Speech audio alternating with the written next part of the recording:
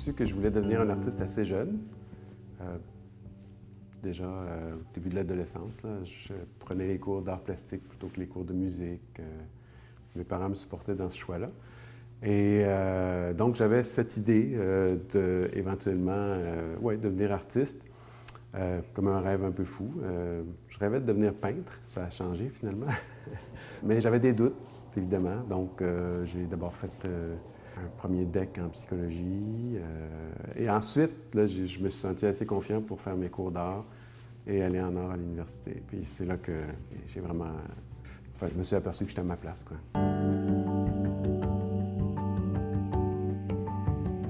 Donc, j'ai fini mon bac, je suis allé étudier une année en Europe aussi, qui a vraiment été une année...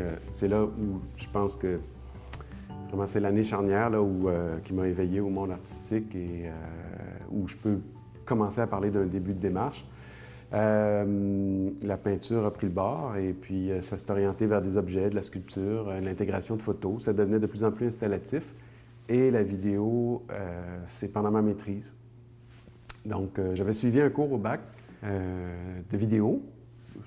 Je m'amusais, mais apparemment, bon, en maîtrise, dans les ateliers, les profs trouvaient que j'avais l'air un peu à l'aise. Je donnais un coup de main aux autres avec les caméras, les micros, ces éléments-là. Et puis, on m'a demandé, veux-tu être assistant? Donc, dans les cours avec les profs.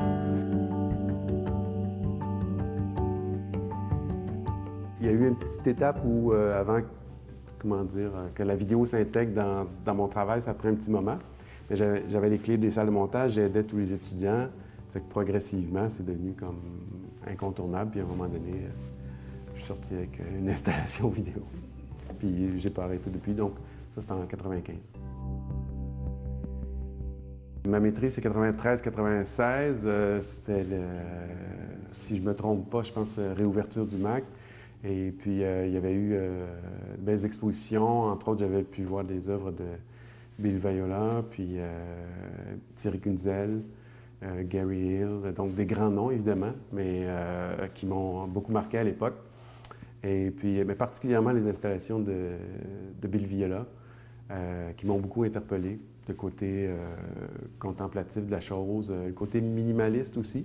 Quoique souvent, Bill Viola, ça charrie des affects, des émotions assez fortes. Mais donc, ouais, c'est des artistes qui ont marqué en tout cas mon début.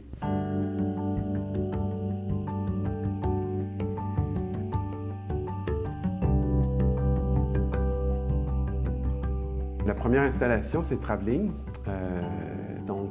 Son titre l'indique. Bon, il y a l'idée du voyage qui est là-dedans.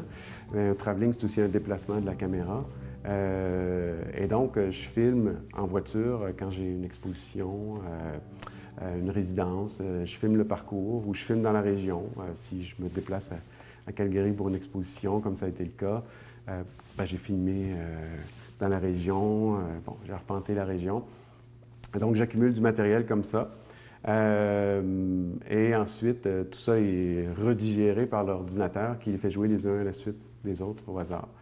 Le projet, d'abord, c'est une réflexion sur la vitesse. Le rapport aux technologies, le rapport à la vitesse, le rapport au corps et au paysage m'a toujours intéressé. La vitesse qui, d'une certaine façon, modèle notre perception du paysage, notre rapport aux autres même. Il y a plusieurs interfaces qui nous permettent d'aller plus vite, donc la voiture en est une d'une certaine façon. Et donc, il y avait aussi cette idée simple, on a peut-être déjà tous un peu fait ce jeu-là, de regarder les lignes sur l'autoroute, et puis ces lignes pointillées qui deviennent de plus en plus longues au fur et à mesure où on accélère. Donc l'idée, c'était de me demander de façon un peu utopique, un peu poétique évidemment, qu'est-ce qui adviendrait si notre quête de vitesse ne cesse jamais? Est-ce qu'à un moment donné, le paysage pourrait devenir comme ça, qu'une trace colorée, une trace lumineuse?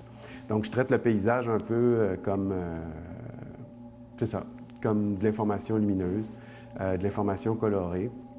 Et donc, dans l'installation ici, les paysages sont accélérés, sont étirés. Et quand un spectateur se présente dans la salle, c'est un paysage abstrait. Ça devient un tableau, pour moi, ça devient un tableau électronique abstrait.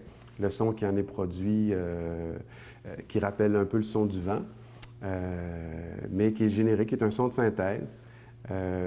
qui est généré en fonction du rouge, du vert et du bleu, qui sont les 3 couleurs primaires qui composent la vidéo. Et je dois dire, ce son-là était... Puis la programmation, j'ai collaboré avec mon frère Sébastien, là-dessus. Et donc, tout ça se module en temps réel. C'est comme un tableau changeant. Et le spectateur est invité à s'asseoir et à ralentir cette course-là. Et donc, au moment où il s'assoit, le paysage va progressivement ralentir, les pixels vont se remettre en place et on va retrouver un paysage défilant à une vitesse d'environ 20 %, donc un paysage au ralenti, finalement.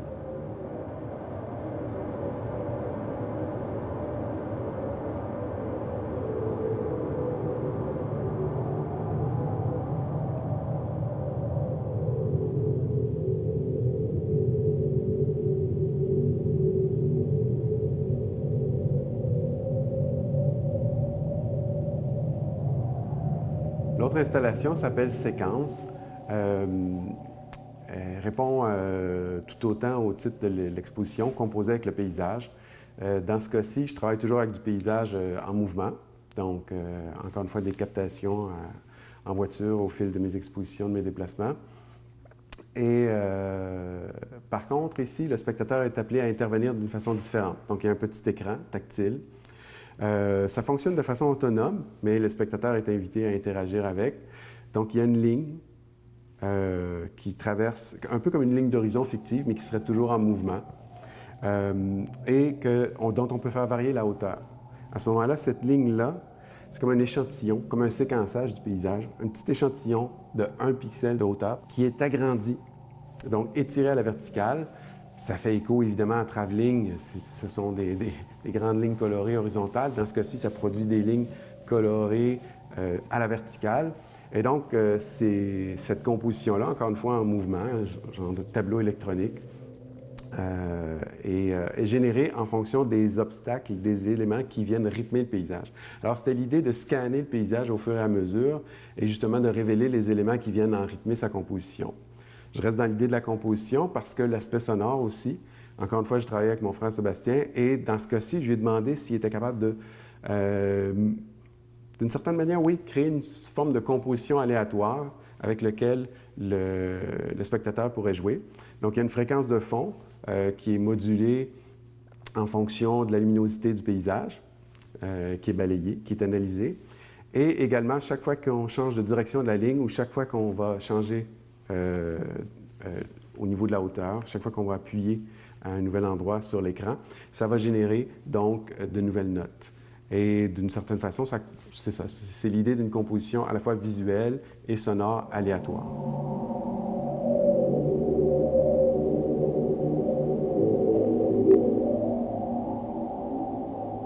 Les couleurs sont traitées dans le logiciel qui a été développé spécifiquement pour chacune des installations de manière spécifique.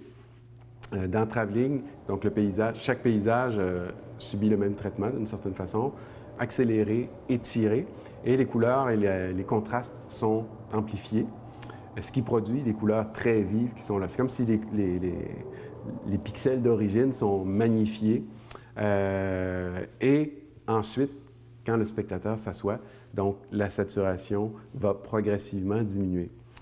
Cette transition-là va varier aussi en fonction de la longueur de la vidéo. J'ai des vidéos qui durent 1 minute 30, d'autres 6 minutes. Alors, chaque spectateur va avoir une expérience différente. Dans Séquence, les couleurs sont un peu plus près des couleurs d'origine, moins saturées, moins de contraste, de façon à ce que le rapport entre ce qu'on voit au moniteur et ce qu'on voit à l'écran soit plus direct.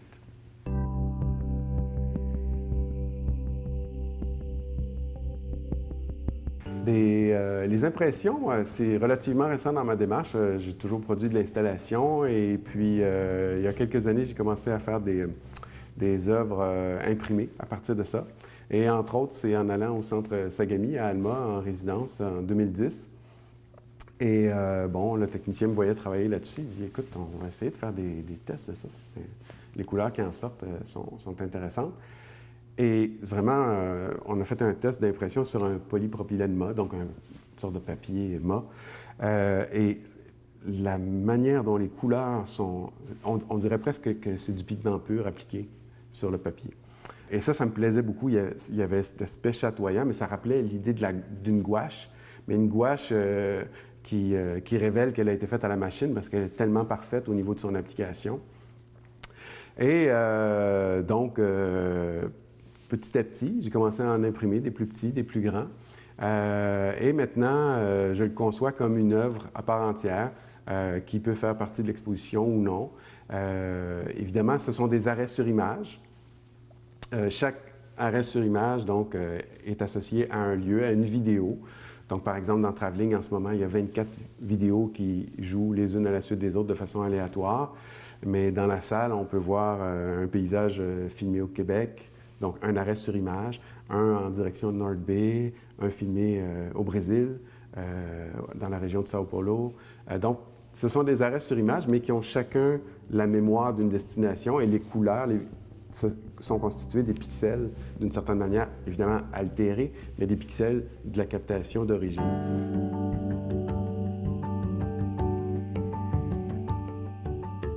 Ça appelle le spectateur à déconstruire l'œuvre d'une certaine façon. C'est-à-dire que selon la manière dont il va aborder l'exposition, que ce soit d'abord par les imprimés ou par la rencontre avec la projection vidéo abstraite, c'est en s'assoyant ou en prenant le temps d'interagir avec l'œuvre qu'il va comprendre la nature, la provenance des abstractions. Un peu comme, je dirais, une sorte de minimalisme, mais à la renverse. Il y avait une journaliste qui avait dit ça de mon exposition à Calgary. Je trouvais la formule assez amusante. Et moi, il y a un truc qui m'avait fasciné quand j'étais étudiant en histoire de... pas en histoire de l'art, pardon, en art, mais dans un cours d'histoire de l'art.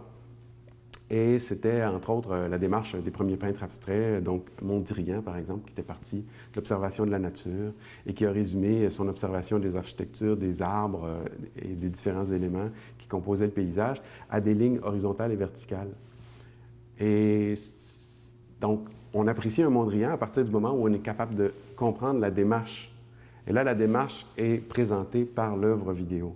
Et à ce moment-là, on est en mesure d'apprécier et de comprendre les tirés à part ou les abstractions qui sont au mur.